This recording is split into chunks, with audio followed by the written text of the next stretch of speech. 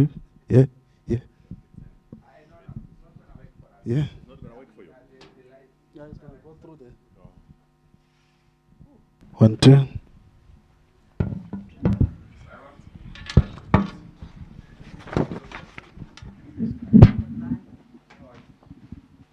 Simon?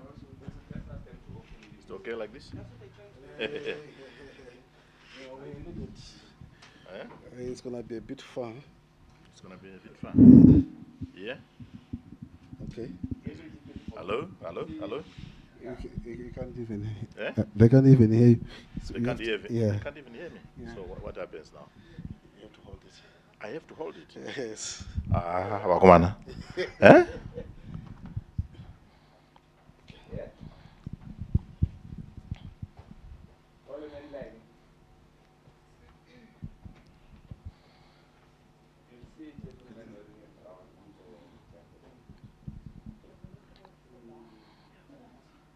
with the Zimbabwean Presidential Candidates. Can you see him?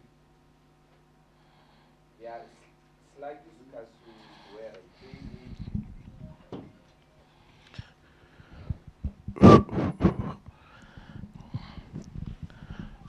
Hello, hello, hello. Okay.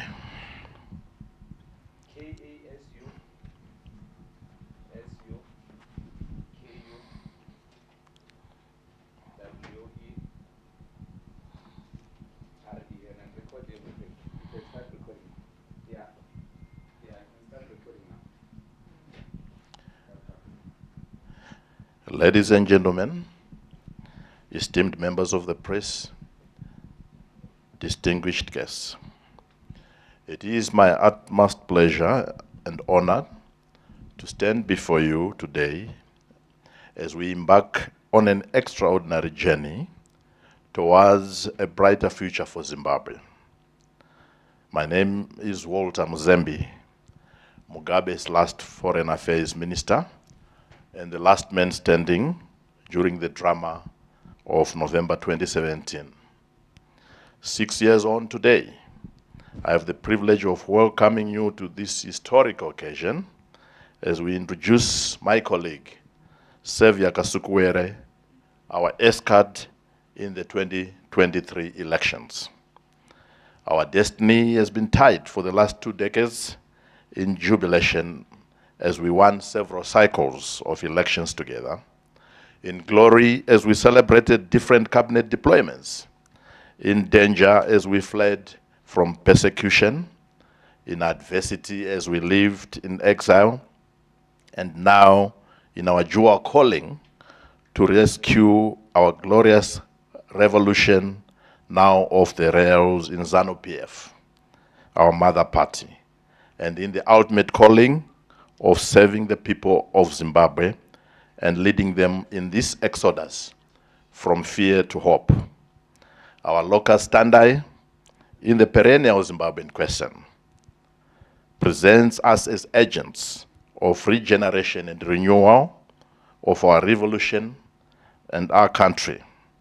And we are fighting entitlement and family and acolyte state capture of our great country, and seek to reassert the power of the people as it was in the beginning in 1980 when we were founded as a state. In our great nation's history, there has been remarkable leaders who have fought tirelessly for the empowerment and progress of our people. Today, we gather here to present a leader who embodies the spirit of resilience and determination and an unwavering dedication to the Zimbabwean cause. Allow me to share with you some of the notable achievements and qualities of Saviour Kasukuwere.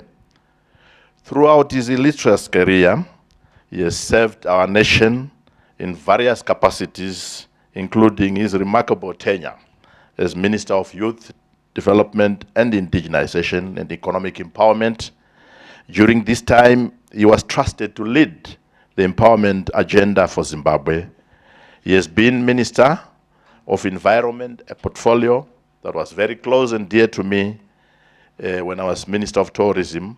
And in this role, he championed the protection of our environment and its integrity. His last deployment before the coup was as Minister of Local Government and Public Housing. And in this assignment that he must complete through the higher office that he has answered to, he had begun to exercise some very serious footsteps in making sure that every Zimbabwean owns their share of housing and real estate in their lifetime. He served as Mugabe's last ZANU-PF National Political Commissar before the events of November 2017. Today, as we stand at the cusp of a new era, Saviour's candidacy symbolizes hope, inspiration, and a renewed sense of purpose for all Zimbabweans. His leadership embodies the voice of the people, echoing their aspirations for a better tomorrow, where opportunities are abundant and the fruits of progress are shared equitably. Thank you, and without further ado, I present to you Saviour Kasukuwere, the beacon of hope for Zimbabwe's bright future. Passenger number 34, please come over to the podium. Thank you. Thank you. The passenger who never landed and remained airborne.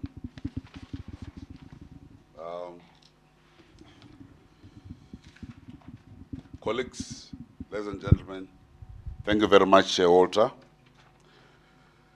for that humbling introduction. I want to welcome you all this afternoon as we engage, especially with this very important estate in the world, the media. In journeying with you through what we have, our plans going forward. Allow me at this juncture also to first of all start by extending my gratitude to the people of Zimbabwe, cadres in our party and various structures who have recognized our candidature, who continue to call us and strengthen us in our resolve to tackle the challenges that our country faces. My task today is also to share the political campaign plans that we have with you. Yesterday, we've successfully filed my nomination papers to run as an independent presidential candidate in the Zimbabwean general election scheduled for the 23rd of August 2023.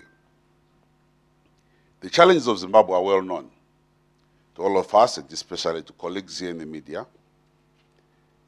And the major challenge, obviously, is the economic challenge that Zimbabwe faces. But you can't resolve this question without also attending to the politics of Zimbabwe. You're going to get the politics right for you to get the economics right. What is at stake in the forthcoming elections is a stark choice between regeneration and elite capture of the state, its resources, between modernization and regression into the past.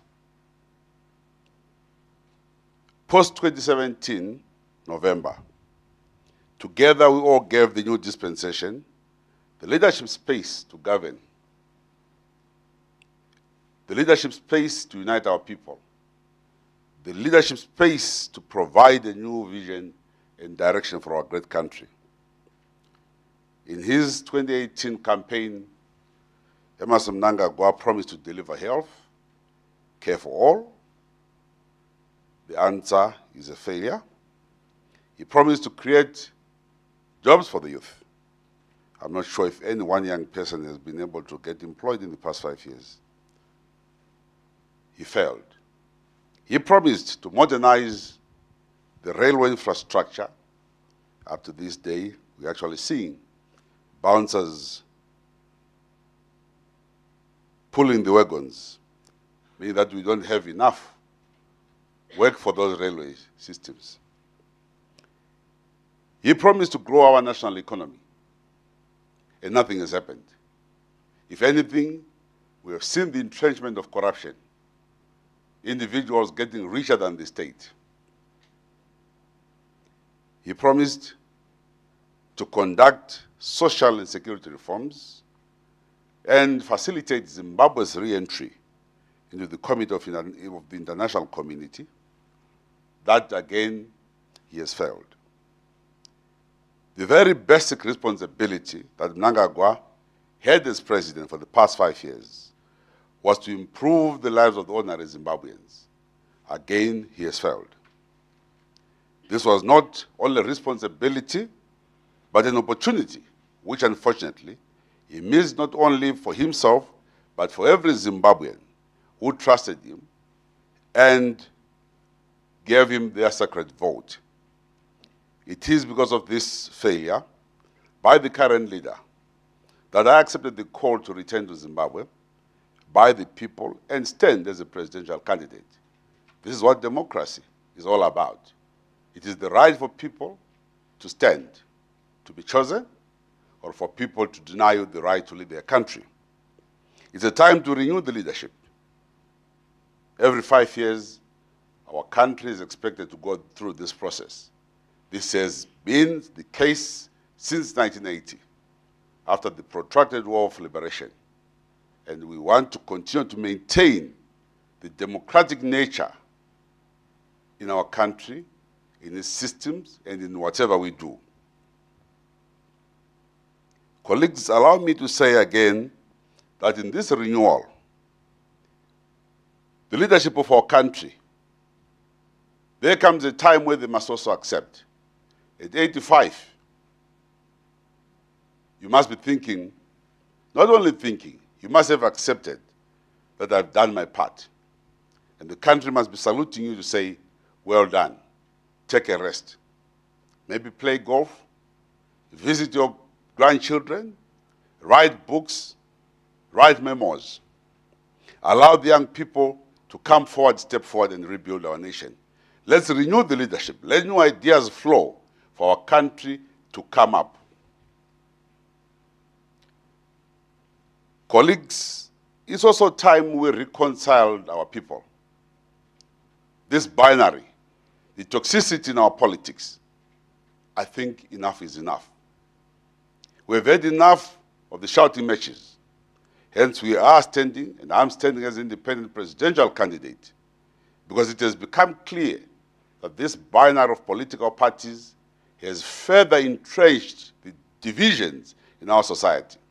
We need to knit through and build a nation for everyone. Build a nation that has hope for each and everybody. When a child is born in our country, he must know, I'm coming to a world where there is progress, there's unity, and the people are together. A lot has been done against each other. Hatred cannot be the currents of a country. Pain cannot be the currents of a country. There is so much that has happened before independence and after independence. Some of these wounds must be handled with a lot of care, but we must heal our people. Post-independence violence in Matabeleland region, we need to be sincere, engage, and bury those differences. We can't adopt an ostrich mentality. You hide your head and you think people can't see you. We've got to be genuine so that at least people come forward and we all work in one direction. Colleagues, we have seen these waves of violence continue in each and every other process in terms of our elections. Where political differences rear that ugly head, violence also comes in. We've got to put a stop to this. Let us say, let bygones be bygones. But let's also accept that we have a responsibility as a leadership not to allow our country to go down the hole because of violence. Its impact on families, the survivors, is unimaginable. Those who were brought down in August 2018, to this day, we have not done anything for those families. 2019, nothing has been done for their families, let alone a sorry, as said by President Motlanthe. So I am saying, to get Zimbabwe out of this dungeon, we've got to be genuine with each other. Let's reconcile our differences. There's more that we can benefit together as Zimbabweans if we work together. We can't, and I must stress, make hatred a currency. Nobody develops because I hate Walter Mzembe. What can help us is the unit of purpose to move our country forward. Colleagues, it is also time we reformed our state institutions. Our state institutions must deliver for each and every citizen. Zimbabweans pay their taxes because those institutions are so important in their livelihoods. And we expect those institutions to serve beyond the call of partisanship. We expect those institutions to be above board, to be run by men and women of integrity who believe in their country, that I have a responsibility not to an individual, but to the greater society, to the greater majority of our people. Be it in the judiciary, be it in the defense forces, be it in the police, be it at the hospital, across the length and breadth of our country, we must have institutions that serve our people of Zimbabwe. Colleagues, the state of our economy has rendered a lot of our people to become destitute. The state of our economy has pushed a number of our citizens beyond our borders. Some have gone to the Americas. Some have gone to Europe, some in the region. Highly educated Zimbabweans with great skills have left our country and to try and seek life beyond their borders. I've been discussing with my colleague, Dr. Mzembe. I said to him, Dr. Mzembe, as I embark on the campaign in Zimbabwe, please start working on an architecture of how we can bring back the skilled manpower in Zimbabwe that is beyond our borders. Let's work on a plan of the journey back to Canaan of many of our citizens so that they come and make a contribution to their beloved country. We are not in any way minimizing what they are doing beyond their borders, wherever they're in South Africa, but also recognize the pain that many of them go through on a daily basis. Hence, we've taken this step to put our hand up and say, we are in the election, we are going to participate in these elections. Whether we survive or we die, it will not be in vain.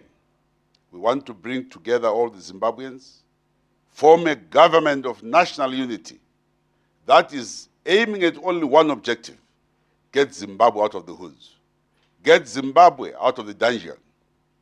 Let us build an economy, an inclusive economy.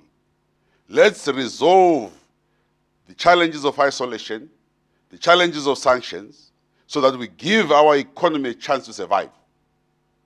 This can be done by people with a vision. We want to see young people in our country having hope, where they can write application letters and say, I beg to apply for a job, I beg to apply to become a member of your institution, and they can also start earning a decent salary. We now have a country where each and everybody, young people, as they come up, they think willing and dealing is the art of survival. We need to put that beyond us, in fact, behind us, and start creating conditions where there is a future, there is stability and hope for each and every young person as they come up. In so doing, we're also saying, as we revive our economy, the economy is not for a cabal. The economy cannot be held ransom by a few people. Let's open up. Let us do away with the cartels. Allow more citizens to have a play. Because I'm not part of your team, therefore you can't exploit the lithium in my country, in our country. Because you don't support me, you therefore don't qualify to benefit from such and such resources available in our country. No. So we will be engaging with business because we want business to thrive. We also want to ensure that in this process of building a sustainable economy, our people come first. Zimbabweans must be at the core face of helping in the revival of a country. You can't subcontract that responsibility to any other nationality. Let's welcome those who come to our country to work with us, but we also expect maximum contribution to work ethic of our own people as Zimbabweans to make a difference. Colleagues, the economy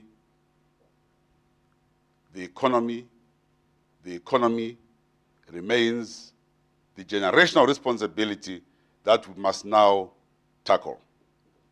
Every generation must define itself. Either you fail or you succeed. We can only determine and see what type of a generation you were if you fail on this duty today, which is to say, build an economy that will stand years after you are gone. If we fail in that responsibility, shame on us. So we want an economy where we leave nobody behind. Every Zimbabwean is entitled to play their part in building our economy, in their fields of endeavor, either in arts and sports. Let's see Zimbabweans flourish. Let's get our nation back again to basics. And my call in terms of the economic challenge, the young people of our country must get engaged.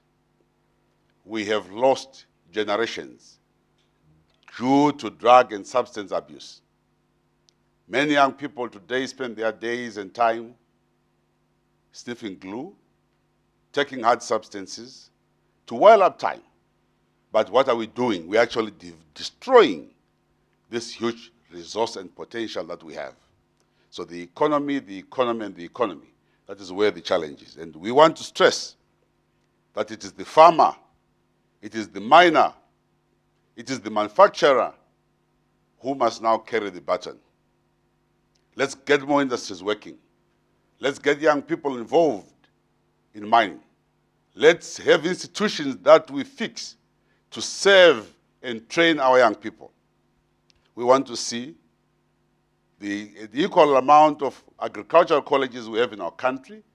There must be, again, have an equal amount of mining training institutions to give our young people to participate in extracting that resource. Yes, we welcome foreigners to our country, but we'll be even more happier if our own young people get to grips with this responsibility. And the state must facilitate that. I say so because I think there's a lot on our statute books that we must look at. Just a few weeks ago, our parliament was busy working on the patriotic bill. Now, you don't buy patriotism. You don't legislate for somebody to be a patriot. Let's revise, let's review the Mines and Minerals Act. What does it say about the small-scale miner? You spend 5 years writing a law to say don't speak when you're outside the country. When you're actually sitting on a piece of paper and legislation, that is impoverishing your people. Legislators must be a bit more serious, and I hope and trust that this next legislature will be of men and women who look at the future and not at how much you can punish your own fellow citizens. Colleagues, lastly, we must rebuild our economy.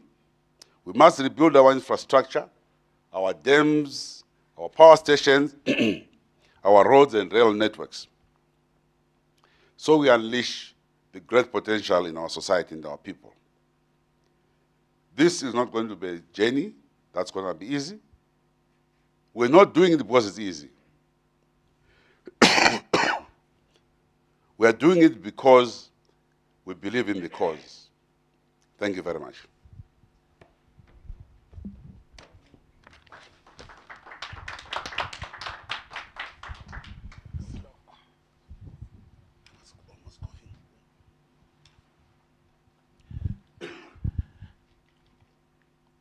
I'm directed by the communications director that will field questions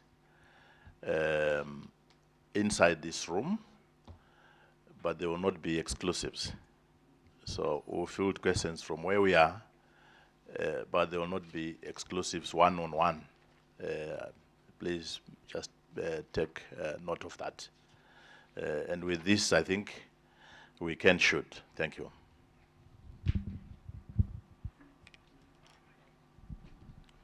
Hi, good day, sir. It's Kylie Kumalo here from SABC News. I just want to get your sense, sir, especially in light of yesterday where we saw the nomination court busy with the presidential candidate, but also, you know, we saw that you were not present in Zimbabwe because of the fears that you might be incarcerated. What do you make of that, especially ahead of the elections? But also, something that you mentioned about post-election violence. How concerned are you about the atmosphere in Zimbabwe in terms of making sure that, you know, candidates are able to campaign freely without any obstruction? Thank you so much.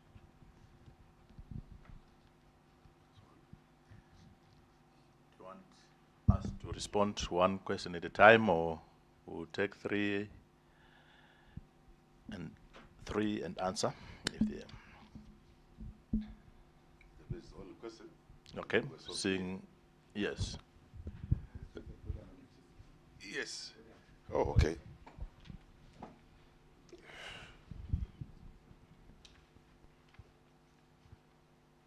Thank you very much, Kumalo, for that question.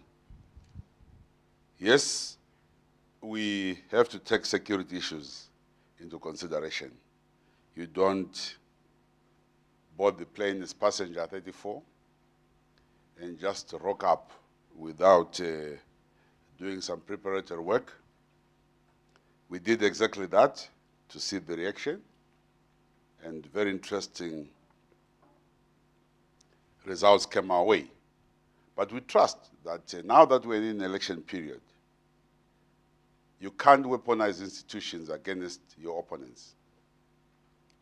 I'm sure this is an election that everybody wants to proceed smoothly so that the outcome is not contested, so that we allow our country to be back on the international stage, and we, the participants and contestants, are all able to say, this was a good election, we had a good fight, but at the end of the day, we are still brothers and sisters. So yes, we're concerned, we're still very concerned, and we will be raising these issues with the relevant institutions. We have our SADC body, we have the mediation, the monitoring teams that will be coming to our country. It's important that every contestant is protected, is secure. Now what we have in Zimbabwe is a caretaker president. We are all equal now. The only day that will have a difference between myself, Mnangagwa, and Chamisa, I don't know the others, but these are the two. I think they are somewhere behind my numbers, is after the 23rd of August. After counting, and somebody has emerged, and we know will be emerging very strong. Then we can start arresting others if you want to arrest others. But the game is not about arresting people. Let's go to the ground and campaign. Let's tell the people what we can do or that which we can't do. The question of post-election violence, again, it is how we conduct ourselves from day one that will determine what happens at the end. Let's ensure that there is fairness. My appeal is to the Zimbabwe Electoral Commission, which is a very important responsibility of conducting our elections, to do so honorably. Your third question again was on candidates? Khumalo? What I've answered you. Maybe just an additional question.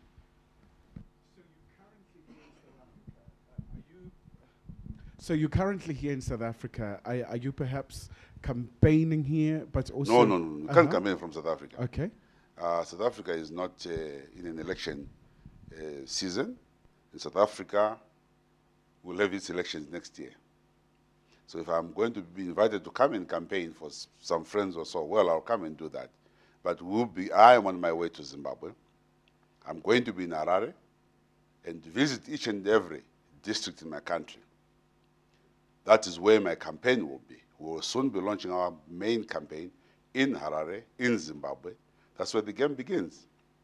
So we're here, obviously, for other issues that we have raised before, but we are not dated. We are going back to our country. We have to make a difference in our country. We have to fight the elections in our country. That's what we're going to be doing.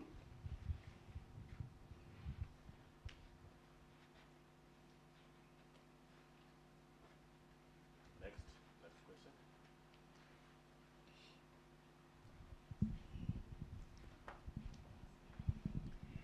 Thank you. My name is Siphe Matikizela, and I'm an activist. So I've got two questions for you, but I think you'll be able to answer them as one. First, you said that you do not believe that Mnangagwa had created any employment for the youth.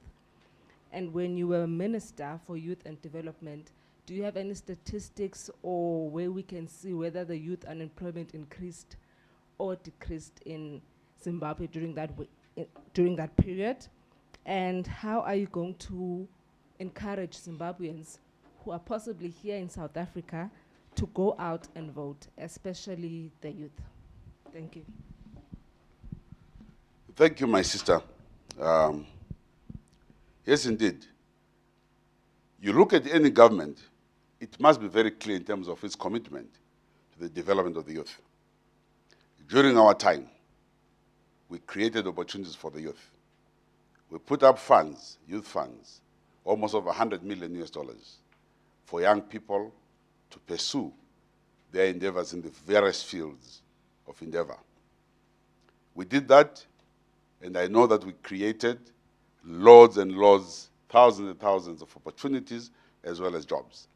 In fact, today the young people and women who are driving our economy, the middle age, are mainly recipients of what my government then, or my ministry did to empower and assist. We created an enabling environment. In terms of the legislation, we ensure that young people have access to land. We ensure that young people have access to tenders. We ensure that the training that was being done was conducted in a manner that also looked at a wholesome, inclusive process that brought in even people from the rural areas. We set up funds which were accessed by young people in all our 10 provinces. Now, if you look at today, they have not set up even one, save for the Minister of Finance to now start running around, going in Matebele land in Blawayo, setting up Red Cross training programs. Now, that's not empowerment. You're actually creating people who have to leave the country to go to London. Who has fainted? Who are you trying to deal with? What are you trying to deal with? The Minister of Finance must have been in the forefront of setting up a funding mechanism to give our young people hope and an opportunity to get themselves involved in the economy. There is a Minister of Youth today who actually has done, sorry for saying this to my good friend Kirsty, it's been a very tough responsibility for her. She has actually done absolutely nothing. Nice young girl, but she doesn't understand what has to be done. We're talking about a hard-hit area where you need people who work hard, who roll their sleeves and get the young people, the youth, out of the streets. Now look at the numbers in terms of drug abuse, substance abuse. It's been creeping up because there's been no concomitant support for young people by the state. So if ministers can have $500,000 facility for homes, each minister and about 30 ministers, why not have those funds set aside for each and every province to empower young people. If you can give a house to somebody who's 65 years old to pay a mortgage, at what point will that person be able to complete that mortgage? Rather give that facility to young people. That's what we did. So this is a major difference. And I'm saying on that score, yes, Mnangagwa has failed. He has no knowledge of how to do it. And to look at how even the processes are going on, where just a few well-connected friends are making it, taking over all of the resources, his children, running around the country. Wherever there is a gold opportunity that has been discovered, they must be involved. Now, we're not going to have that. We're going not to have that. We take a grave exception to that kind of behavior. The country belongs to all of us. And everybody must have an equal opportunity. So we are saying, let's cast away fear and embrace hope. Hope is not an easy thing to do, but it is that which makes women bear children. It is that which makes farmers grow crops. If they had no hopes, they will not be able to do what they're doing. So we are planting the seed of hope in our society, especially also among the young people, to move them forward. And this also goes to those Zimbabweans who are in the diaspora, who are in South Africa. Clearly, we want them back home, and they'll have to be back home. At times, they're running battles, fighting groups who are saying these people must get out of our country. They are not here because they love to be here. They are here because of the circumstances. So we have a responsibility as a leadership to try and assist in creating opportunities for our people to also succeed in the countryside. Why is it that it's only Zimbabweans who are in Malawi, who are in Zambia, who are in South Africa, who are in Mozambique, who are in each and every restaurant? I haven't seen a South African in our restaurants except those who are visiting or bringing their musical teams in Zimbabwe. It's because something is happening for your people here.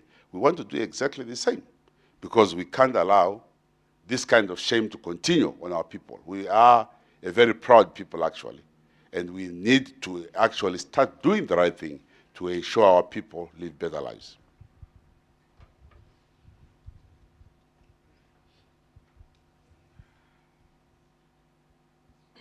Exhausted?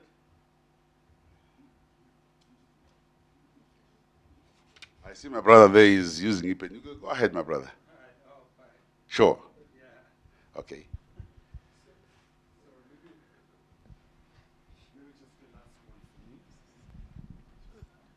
Okay.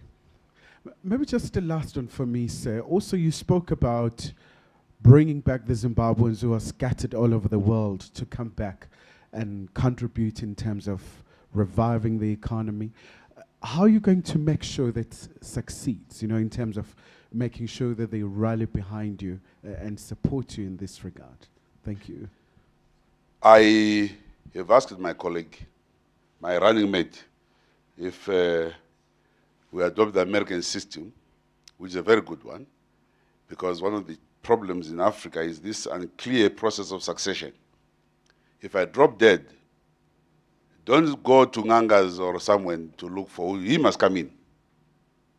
We have to be that clear so that at least there is no doubt about what we're trying to do as young people. Those Zimbabweans, I've said, Comrade Mzembe, will start, in fact, he's already been working on a diaspora policy to see what can be done. One, in terms of voting. My sister, you raised that question. I'm sorry I'd forgotten it, about getting Zimbabweans to participate. We are going to be arranging almost about 500 buses or so to transport Zimbabweans to come and vote in the next elections on the 23rd. Secondly, Dr. Mzembe has a very able team which is working with to create a database of Zimbabweans from various stations in life to bring forward their ideas and hopefully to be part and parcel of those who will also come in to jumpstart our economy and bring those skills that they've acquired.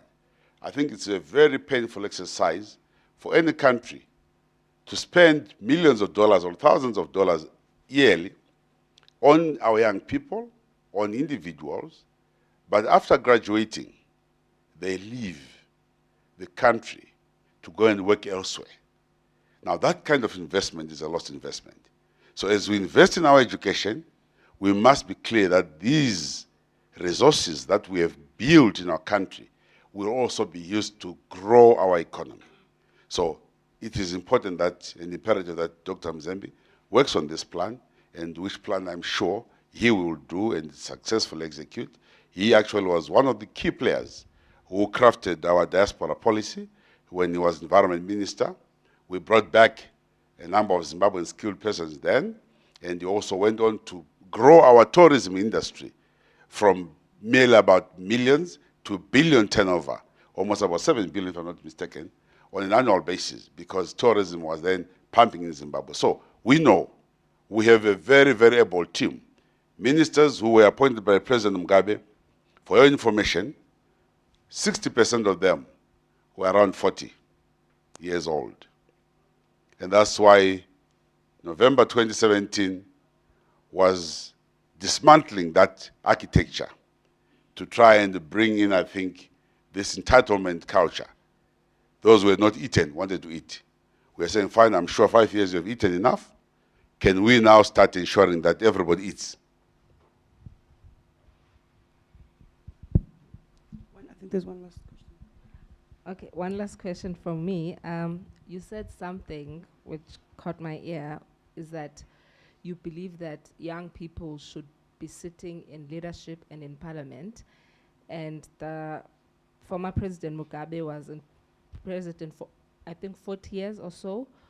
What is your stance on that? And should you become president, would you want to be in office for so long? Even if I wanted to be, the Constitution doesn't allow. We are limited to 2 terms. But we also have become students of history. We have seen the problems with overstaying your welcome, which happened then. But President Mugabe's circumstances must also be understood within a context. They were questions of the liberation war that had not been finished.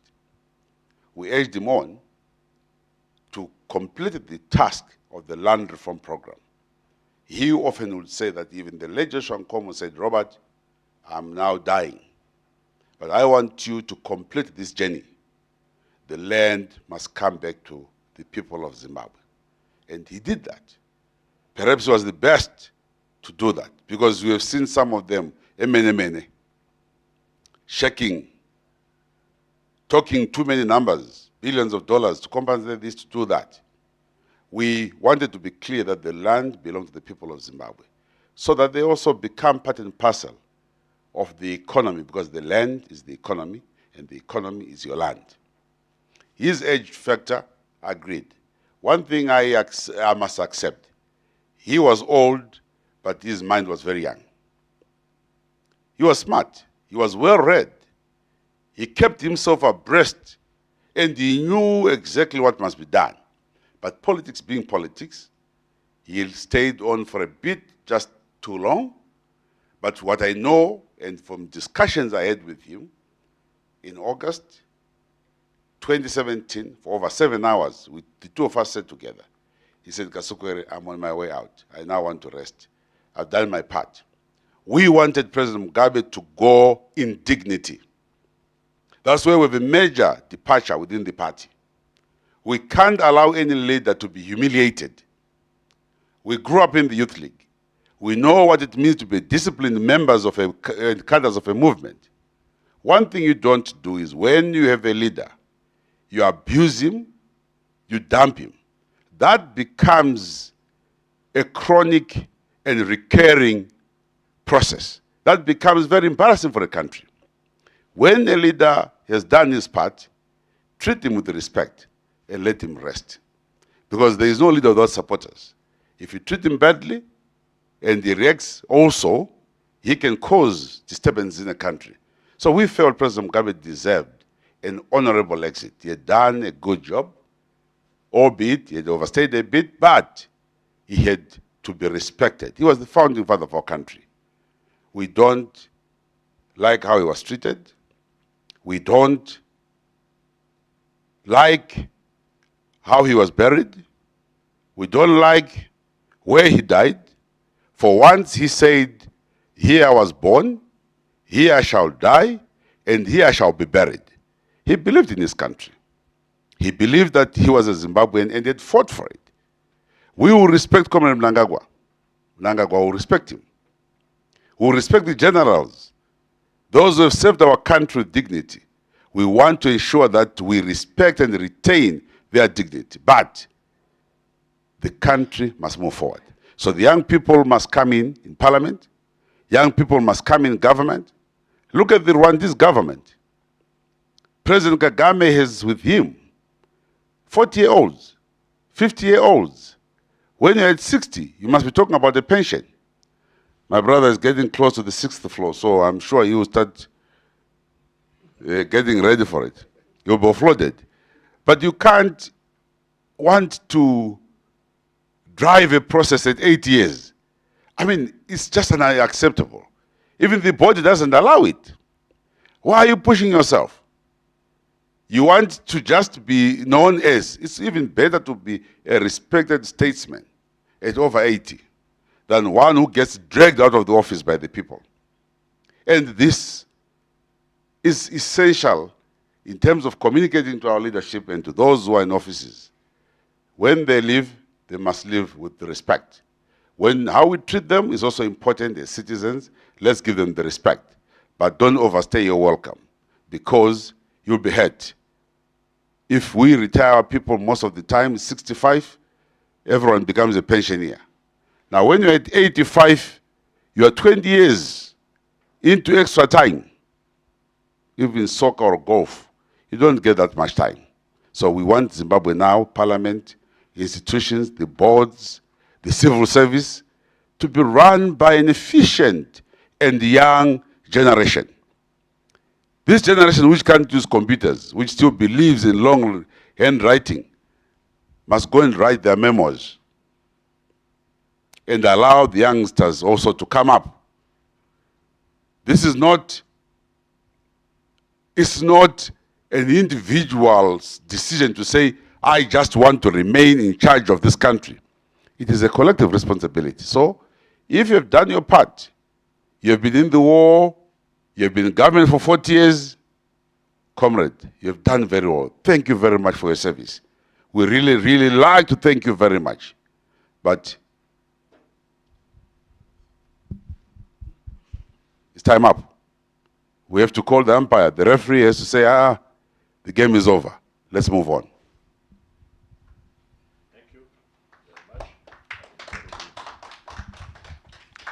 So thank you very much. I'm sure in the ensuing days before the candidate 34 or passenger 34 embarks on the journey back home, you will be having your opportunities for one-on-ones.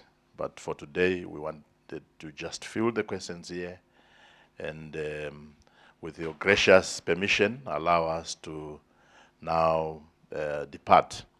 I'm your convening chair, Dr. Oltam Zembi, and blessed day to all of you. Thank you.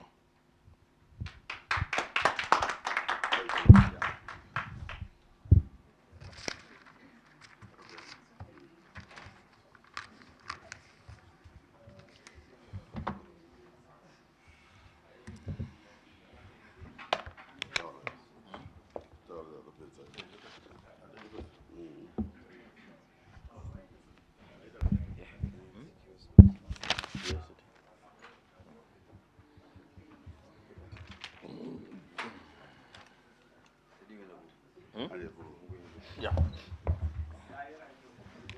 From them. Oh, it's yours.